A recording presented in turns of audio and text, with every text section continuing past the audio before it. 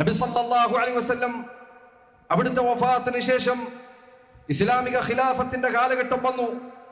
ഇസ്ലാമിക രാജ്യത്തിന്റെ അതിർത്തി അത് വിദൂരങ്ങളിലേക്ക് വികസിക്കുകയും വളരുകയും ചെയ്തുകൊണ്ടിരുന്നു. റസൂലുള്ളാഹി സ്വല്ലല്ലാഹു അലൈഹി വസല്ലമയുടെ ദഅവത്ത് സഹാബിമാരത പല ജനങ്ങൾക്കും എത്തിച്ചു കൊടുത്തു. ഇസ്ലാമിലേക്ക് കൂട്ടം കൂട്ടമായി ജനങ്ങൾ പ്രവേശിക്കുന്ന ഒരു കാലഘട്ടമുണ്ടായി. പേർഷ്യയും ഇറാഖും സിറിയയും ബഹ്റൈനുമെല്ലാം ഇസ്ലാമിക രാജ്യത്തിന്റെ കീഴിലേക്ക് വന്നെത്തുകയാണ്.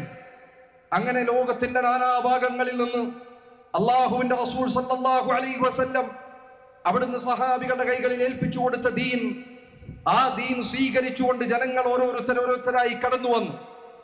എന്നാൽ സഹോദരങ്ങളെ, ഇസ്ലാമിനെതിരെ കുതന്ത്രം മനയുന്ന ശത്രുക്കൾ, ആ ശത്രുക്കൾ മുസ്ലിമീങ്ങളുടെ വളർച്ചയെ തടുത്തു നിർത്തുന്നതിനു വേണ്ടി, അവരെ തളർത്തുന്നതിനു വേണ്ടി, അവരുടെ വിശ്വാസത്തിനുള്ളിലേക്ക് ധാരാളക്കണക്കിന് പിഴച്ച ചിന്താഗതികൾ, അവരുടെ ആദർശത്തെ തകർക്കുന്ന വിനാശകരമായ ധാരാളക്കണക്കിന് ചിന്താഗതികൾ ഇസ്ലാമിനുള്ളിലേക്ക് കടത്തിവിടാനുള്ള ശ്രമങ്ങൾ സഹാബികൾ ജീവിച്ചിരിക്കുന്ന കാലഘട്ടത്തിൽ തന്നെ ഉണ്ടായിട്ടുണ്ട്.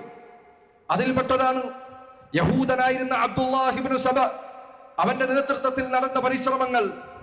ആ പരിശ്രമങ്ങൾ കാരണത്താൽ മുസ്ലിം ഉമ്മത്തിൽ ധാരാളക്കണക്കിന് കുഴപ്പങ്ങൾ, ഫിത്നകൾ ഉടലെടുക്കുകയുണ്ടായി. മുസ്ലിം ഉമ്മത്ത് തന്നെ രണ്ടായി. അഹ്ലുസുന്നത്തി എന്ന പേരിൽ ഒരു വിഭാഗവും, അതുപോലെ തന്നെ ഷിയകൾ, റാഫിദികൾ എന്ന പേരിൽ മറ്റൊരു വിഭാഗവുമായി മുസ്ലിം ഉമ്മത്ത് തന്നെ രണ്ടായി പിളരുന്ന വിധത്തിലേക്ക് ആ പ്രശ്നം എത്തിക്കാൻ യഹൂദനായിരുന്ന അബ്ദുല്ലാഹി ഇബ്നു സബഇന്റെ ആ പരിശ്രമങ്ങൾ കൊണ്ട് സാധിക്കുകയുണ്ടായി.